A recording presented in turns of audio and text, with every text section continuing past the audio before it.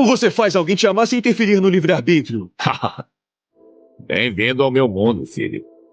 Se você descobrir a resposta para essa, me avise. Como eu posso demonstrar amor por uma pessoa que dia após dia vive me rejeitando? É uma boa pergunta.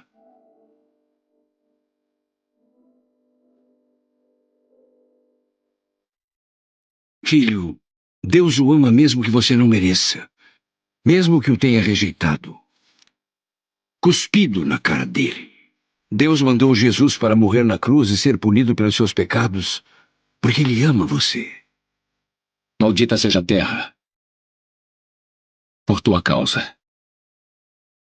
Ela te produzirá abrolhos e produzirá espinhos. Para sempre. Até que voltes à terra de que foste tirado. Porque és pó e ao pó tornarás.